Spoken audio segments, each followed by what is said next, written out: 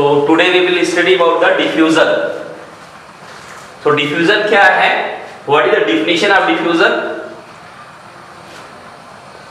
So we can write the definition of diffusion: intermixing of particles on their own. Intermixing of particles of two or more substances on their own is called diffusion.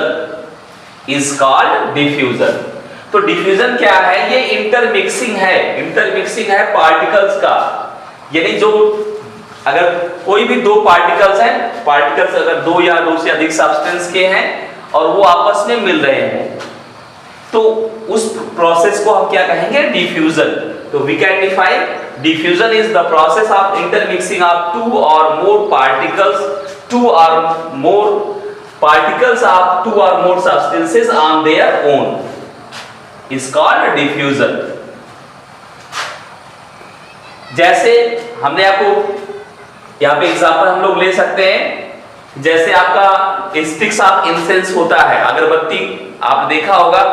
अगरबत्ती को जब हम जलाते हैं तो उसका जो smell होता है, जो उसका धुआं होता है, स्मोक होता है, उसके जो पार्टिकल्स होते हैं दे मिक्स विथ एयर पार्टिकल्स, और फिर पूरे रूम में वो क्या होते हैं?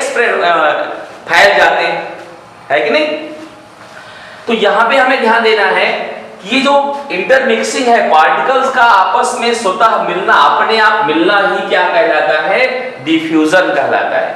जैसे हम लोग देखते हैं साल्ट है, तो साल्ट अगर है तो साल्ट को अगर आप ऐसे देख रहे हो, यहाँ पे साल्ट है और ये वाटर है, अलग अलग हम लोगों ने रखा हुआ है. ये साल्ट है, this is salt and this is water. But जब हम इस साल्ट को यहाँ पे वाटर में ऐड कर देते हैं, मिला देते हैं, तो ये जो साल्ट है इसके जो पार्टिकल्स हैं ये इस वाटर पार्टिकल्स में मिल जाते हैं, है कि नहीं? तो ये दो पार्टिकल्स आपस में क्या हो गया? इनका इंटरमिक्सिंग हो गया, आपस में मिल गए. तो यही क्या है? डिफ्यूजन है. तो डिफ्यूजन क्या है? If there is a question define diffusion और what is diffusion, then you will write diffusion is that process in which the particles of two और more substances mix together on their own. यानी दो या दो से अधिक substance के particles आपस में अपने आप मिल जाते हैं, इस प्रोसेस को हम कहते हैं डिफ्यूजन. ठीक है. अब सेकेंड अगर हम यहां पे देखें डेफिनेशन के बाद, तो रेट क्या होता है? Rate of diffusion,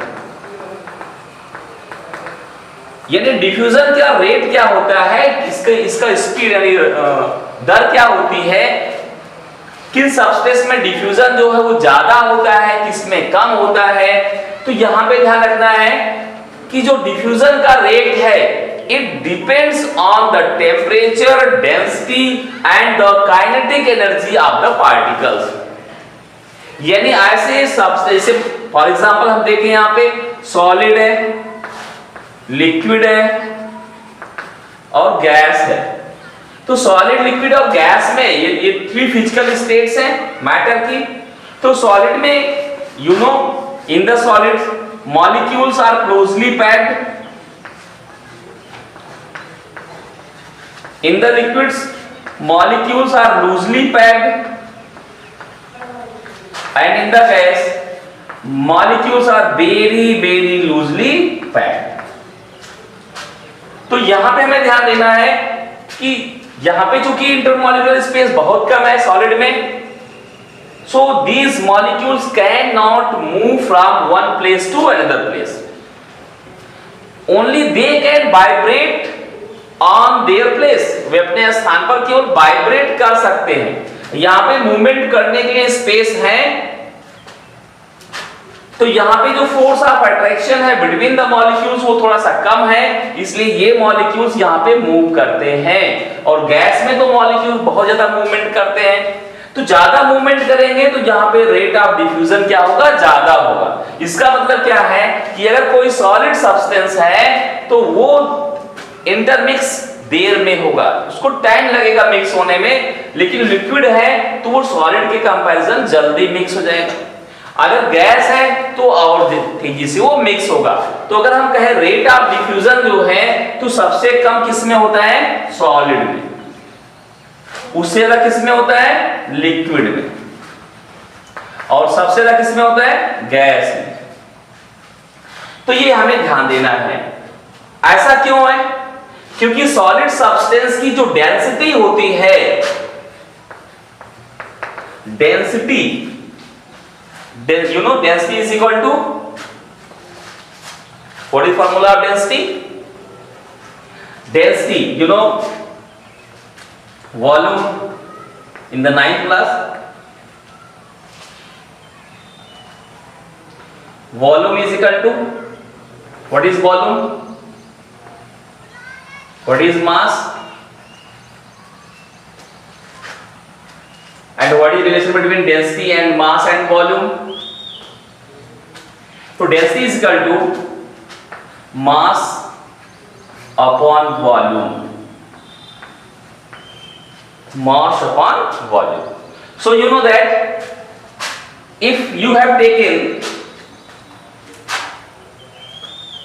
any substance which mass is 1 kilogram, if the mass of a substance is 1 kilogram, then you can say that in the solid, these molecules which have the mass of 1 kilogram, if they are closely packed, then their volume is less. If they are loosely packed, then the volume of the substance will increase. And when the substance is in the form of gas, it has more volume. So if the value of volume is increases, then the value of density is decreases. It means the density of solid substance is more in comparison to liquid and gas. यानी कोई भी substance है उसमें molecule जितने ही पास होंगे उसका density उतना ही अधिक होगा, ठीक है, क्योंकि मास तो चेंज नहीं होगा, बट अगर आप कोई सॉलिड है उसको लिक्विड बनाओगे तो उसका वॉल्यूम बढ़ेगा। क्यों? क्योंकि जो है ये इनके जो मॉलिक्यूल्स हैं इनके बीच में स्पेस बढ़ेगा, जब स्पेस बढ़ेगा तो उसका जो मेजरमेंट है, लेंथ है, ब्रेड्थ है, हाइट है, वो बढ़ेगा, तो उसका वॉल्यूम अपने आप बढ़ जाएगा। गैस में कन्वर्ट करोगे तो मॉलिक्यूल्स और दूर होंगे तो वॉल्यूम उसका और ज्यादा बढ़ेगा, और वॉल्यूम बढ़ेगा तो डेंसिटी की वैल्यू क्या हो जाएगी, डिक्रीज करेगी। तो ये डेंसिटी पर डिपेंड करता है, ठीक है। तो मान लो यहाँ पे क्वेश्चन हम आपसे पूछते हैं कि यहाँ पे मान लो there are 4 substance A, B, C and D, A, B, C, D, there are 4 substances A, B, C, D, and the density of A is 2.0 kilogram per meter cube. The density of B is 1.0 kilogram per meter cube. The density of C is 3.0 kilogram per meter cube, and density of D is 5.0 kilogram per meter cube. So which have the maximum rate of diffusion, यानी A, B, C, D जो 4 substance हैं इसमें किसका जो diffusion rate है वो ज्यादा होगा। तो यहां पे हमें ध्यान देना है कि हम ये चेक करेंगे कि किसकी डेंसिटी क्या है, कम है, किसकी डेंसिटी क्या है, कम है। क्योंकि आप देखोगे सॉलिड की डेंसिटी ज्यादा होती है, डिफ्यूजन क्या होता है, कम होता है। गैस की डेंसिटी क्या होती है, कम होती है, तो डिफ्यूजन ज्यादा। तो हमें अगर डिफ्यूजन रेट हाई देखता है, किसका हाई डिफ्यूजन रेट है, तो हमें सबसे लोएस्ट डेंसिटी वाले को सिलेक्ट करना होगा। तो लोएस्ट डेंसिटी किसकी है, 2.0, 1.0, 3.0, 5.0, तो डेंसिटी बी की लोएस्ट है तो डिफ्यूजन रेट किसका हाई होगा? बी का। तो यहां पे इस तरह से क्वेश्चन आपसे पूछ सकते हैं।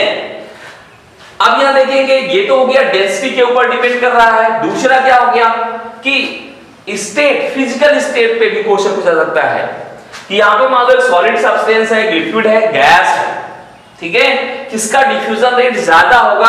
तो जो गैसीय सब्सटेंस होगा उसका डिफ्यूजन रेट ज्यादा होगा और जो सॉलिड होगा उसका कम होगा, सबसे कम होगा। Highest diffusion rate and lowest diffusion rate. इसके साथ साथ what is the effect of temperature on the rate of diffusion? यानी रेट ऑफ डिफ्यूजन, डिफ्यूजन का जो रेट है, दर है, ये किस टेम्परेचर पर कैसे डिपेंड करता है? यानी टेम्परेचर को अगर हम इंक्रीज करेंगे तो डिफ्यूजन रेट पर क्या इफेक्ट होगा? तो आप जानते हो, अगर आप यहां पे टेम्परेचर इंक्रीज करते हो, टेम्परेचर इंक्रीज का मतलब क्या हो गया? You are supplying heat energy. तो एनर्जी अगर आप सप्लाई कर रहे हो तो क्या होगा? ये जो मॉलिक्यूल्स है अगर इसको एनर्जी मिलेगी तो इसकी काइनेटिक एनर्जी इंक्रीज करेगी और काइनेटिक एनर्जी इंक्रीज करेगी, इसका मूवमेंट क्या होगा? बढ़ेगा। और हमने आपको बताया था कि मूवमेंट अगर बढ़ रहा है मॉलिक्यूल्स का तो डिफ्यूजन रेट बढ़ जाएगा। It means on increasing the temperature of a substance the rate of diffusion increases, है कि नहीं? तो अगर हम टेम्परेचर को इंक्रीज कर रहे हैं तो डिफ्यूजन रेट क्या होगा? इंक्रीज करेगा। ठीक है, तो ये हमें ध्यान देना है कि डिफ्यूजन क्या है, इसका डेफिनेशन क्या होता है, रेट ऑफ जो डिफ्यूजन होता है वो सॉलिड लिक्विड गैस में किसमें ज्यादा होता है, रेट ऑफ डिफ्यूजन टेम्परेचर पर कैसे डिपेंड करता है, रेट ऑफ डिफ्यूजन डेंसिटी पर कैसे डिपेंड करता है। तो हम यहां पे कह सकते हैं कि डेंसिटी अगर ज्यादा है तो रेट ऑफ डिफ्यूजन क्या होगा? कम होगा। क्या होगा? कम होगा, है कि नहीं? तो we can say that here कि rate of diffusion of a substance is inversely proportional to the density of the substance. Inversely proportional यानी उल्टा होता है कि नहीं, जिसको हम कहते हैं व्युत्क्रम अनुपात हिंदी में। तो यहां पे हम एक रूल बना सकते हैं, हम लोग कह सकते हैं कि the rate of diffusion of a substance is inversely proportional to the density of the substance. अब टेम्परेचर इंक्रीज करोगे तो रेट ऑफ डिफ्यूजन क्या करेगा? इंक्रीज करेगा। हम यहां पे क्या कह सकते हैं कि rate of diffusion is directly proportional to the temperature. यानी टेम्परेचर इंक्रीज करोगे तो रेट ऑफ डिफ्यूजन भी इंक्रीज करेगा, यानी दोनों का सीधा सरल अनुपात है। एक बढ़ाओगे दूसरा भी बढ़ेगा, एक घटाओगे दूसरा घटेगा। तो रेट ऑफ डिफ्यूजन बढ़ रहा है, टेम्परेचर बढ़ाओगे तो रेट ऑफ डिफ्यूजन भी बढ़ेगा। अगर दोनों बढ़ रहे हैं, दोनों साथ में घट रहे हैं तो उसको हम कहते हैं डायरेक्टली प्रोपोर्शनल।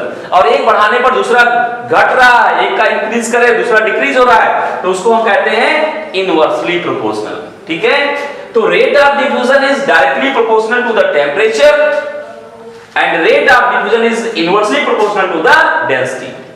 और यहां पे देखो आप कि रेट ऑफ डिफ्यूजन सॉलिड में सबसे कम होता है, लिक्विड में उससे ज्यादा होता है और गैस में उससे भी ज्यादा होता है। तो अगर आपको सॉलिड लिक्विड गैस ऑप्शन दिया गया है और आपसे पूछ रहा है किसमें रेट ऑफ डिफ्यूजन ज्यादा होता है तो गैस में, किसमें कम होता है? सॉलिड में। तो ये हो गया आपका डिफ्यूजन। क्या हो गया? डिफ्यूजन। तो यहां पे हमें ध्यान देना है, आपसे क्वेश्चन पूछा जाता है कि what is diffusion, define diffusion, और ये जो अभी आपने समझा इस पर भी छोटे-छोटे आपसे क्वेश्चन पूछे जा सकते हैं। ठीक है, जैसे आपसे पूछा गया था व्हाट इज मेल्टिंग। मेल्टिंग क्या है भाई? तो आपने कहा था the conversion of A solid substance into its liquid at 1 atmospheric pressure is called melting. What is freezing? Just opposite. Conversion of a liquid into its solid on or at 1 atmospheric pressure is called freezing. ठीक है, तो ये ऐसे ही question आपको learn करना है और इसको राइट करना है। अब हम लोग यहाँ पे देखेंगे नेक्स्ट जो टॉपिक होगा वो है आपका लैटेंट हीट। लैटेंट हीट क्या होता है?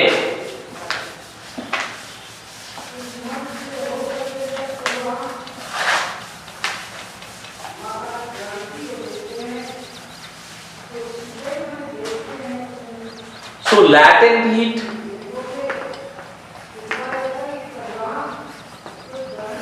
जिसको हम हिंदी में कहते हैं गुप्त ऊष्मा, छिपी हुई ऊष्मा। तो ये लैटेंट हीट क्या होती है? जैसे आपने कहा कि जब स्टेट चेंज होता है, when state of a substance is changed, then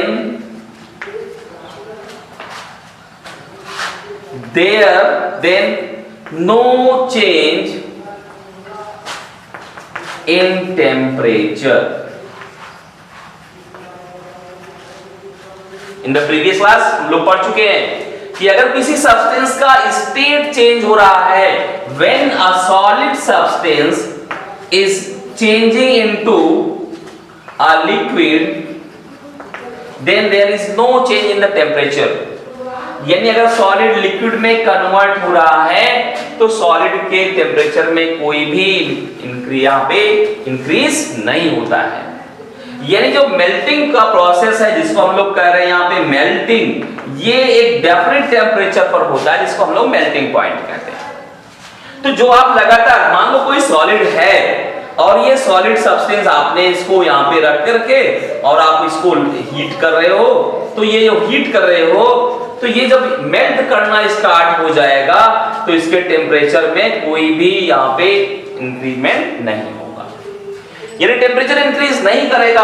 और लगातार ये हीट ले रहा है तो ये जो हीट एनर्जी सप्लाई हो रही है, ये हीट एनर्जी जा कहां रही है? तो ये हीट एनर्जी जो है, this energy is utilised to break down the force of attraction between the solid particles of solid substance। यानी जो हीट आप दे रहे हो, जैसे मान लीजिए आपने कहा कोई भी सब्सटेंस है, अब इसको हम लोगों ने हीट करना शुरू किया, तो हीट करते जा रहा है, इसका टेम्परेचर क्या हो रहा है? राइज कर रहा है, बढ़ रहा है। फिर जैसे ही आप देखोगे कि जब ये मेल्ट करना स्टार्ट हो जाएगा, यानी जब ये लिक्विड फॉर्म में आना शुरू हो जाएगा, तब क्या होगा? इसका टेम्परेचर इंक्रीज नहीं करेगा। फिर वो हीट कहां जा रही है? वो हीट कहां जा रही है? क्योंकि ये लिक्विड में कन्वर्ट हो रहा है, इसका मतलब इसके मॉलिक्यूल्स अब दूर-दूर होंगे। तो मॉलिक्यूल्स दूर-दूर कब होंगे? जो इनके बीच में फोर्स ऑफ अट्रैक्शन है वो जब ब्रेक होगा, तो वो एनर्जी कहां जा रही है? वो इनके बीच में जो फोर्स ऑफ अट्रैक्शन है उसको ब्रेक करने में खर्च हो रही है कि नहीं? तो ये जो एनर्जी यहाँ पे यूज हो रही है, उस एनर्जी को हम कहते हैं लैटेंट हीट। तो लैटेंट हीट क्या है? ये latent is that amount of energy, आप कह सकते हो the amount of energy which is required for change in state of a substance is called heat, latent heat. The amount of energy which is required to convert a solid substance into liquid or liquid substance into gas। यानी किसी भी substance की state को change करने के लिए जो energy हमें चाहिए होती है उसको हम क्या कहते हैं? Latent heat. अब यहाँ पे आप कहोगे कि सर ये सॉलिड को जब हम लिक्विड में कन्वर्ट कर रहे हैं और मान लीजिए लिक्विड को हम गैस में कन्वर्ट कर रहे हैं, तो ये लिक्विड जब गैस में कन्वर्ट हो रहा है, ये सॉलिड लिक्विड में कन्वर्ट हो रहा है, दोनों को ही आप लैटेंट हीट कहोगे, है कि नहीं? लेकिन ये लैटेंट हीट ऑफ मेल्टिंग होगा, यानी लैटेंट हीट ऑफ मेल्टिंग। तो लैटेंट हीट हमने कहा कि सॉलिड को अगर आप लिक्विड में कन्वर्ट कर रहे हो तो इसको हम कहेंगे लैटेंट हीट ऑफ मेल्टिंग, क्योंकि लैटेंट हीट तो दोनों है। तो कैसे हम डिफरेंस करेंगे कि भाई ये सॉलिड लिक्विड में कन्वर्ट हो रहा है उसका लैटेंट हीट है, या लिक्विड जो है वो गैस में कन्वर्ट हो रहा है उसका लैटेंट हीट है? तो अगर लैटेंट हीट ऑफ मेल्टिंग हम कह रहे हैं, इसका मतलब क्या है कि वो सॉलिड को लिक्विड में कन्वर्ट करने के लिए जितनी एनर्जी चाहिए उसी को यहाँ पे रिप्रेजेंट किया जा रहा है। और जब लिक्विड गैस में कन्वर्ट होता है तो उसको हम कहते हैं लैटेंट हीट ऑफ वेपराइजेशन। तो इसको गलन की लैटेंट यानी गुप्त ऊष्मा कहते हैं, लैटेंट हीट ऑफ मेल्टिंग, गलन की गुप्त ऊष्मा। गलना माने पिघलना, तो कोई भी सब्सटेंस अगर पिघल रहा है तो जो एनर्जी चाहिए वो उसको क्या कहेंगे, लैटेंट हीट ऑफ मेल्टिंग कहेंगे। अगर कोई लिक्विड सब्सटेंस है और वो गैस में कन्वर्ट हो रहा है तो उसको हम कहेंगे लैटेंट हीट ऑफ वेपराइजेशन। ठीक है, तो यहां पे हमें ध्यान देना है कि लैटेंट हीट ऑफ वेपराइजेशन क्या है, लैटेंट हीट ऑफ मेल्टिंग क्या है। तो अब हम यहां पे फिक्स कर लेंगे डेफिनेशन में, हम लोग क्या कहेंगे कि the amount of heat energy that is required to change a solid substance into liquid substance, a solid substance into its liquid form is known as latent heat of melting। यहां पे अगर हम कहते हैं कि ये भाई इसका डेफिनेशन क्या है, latent heat of vaporization का जो डेफिनेशन वो क्या है, हम क्या कहेंगे, the amount of heat energy that is required to change a liquid substance into its vapor form or into its gaseous form is known as latent heat of vaporization। यानी किसी ठोस को लिक्विड द्रव में कन्वर्ट करने के लिए जो एनर्जी चाहिए उसको हम कहते हैं लैटेंट हीट ऑफ मेल्टिंग। किसी लिक्विड को गैस में कन्वर्ट करने के लिए, वेपर में कन्वर्ट करने के लिए जो यहाँ पे हीट एनर्जी की आवश्यकता होती है उसको हम कहते हैं लैटेंट हीट ऑफ वेपराइजेशन। ठीक है, तो ये लैटेंट हीट क्या है, लैटेंट हीट का डेफिनेशन क्या होता है, तो किसी भी सब्सटेंस की स्टेट को चेंज करने के लिए, ठीक है, जो हीट एनर्जी की आवश्यकता होती है उसको हम कहते हैं लैटेंट हीट। लैटेंट हीट को हम लोगों ने दो प्रकार टाइप्स में डिवाइड किया। यहाँ पे latent heat is of two types, दो प्रकार की होती है, latent heat of melting, latent heat of vaporisation. तो लैटेंट हीट ऑफ मेल्टिंग क्या होती है,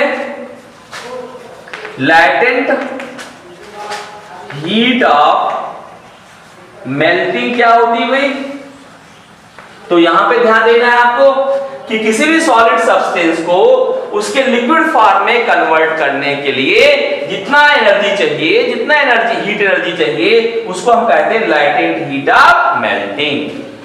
दूसरा है कि latent heat of vaporisation.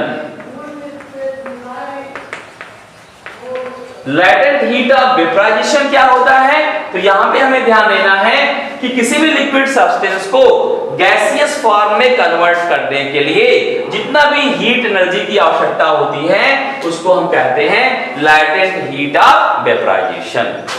The amount of heat energy that is required to convert a solid into its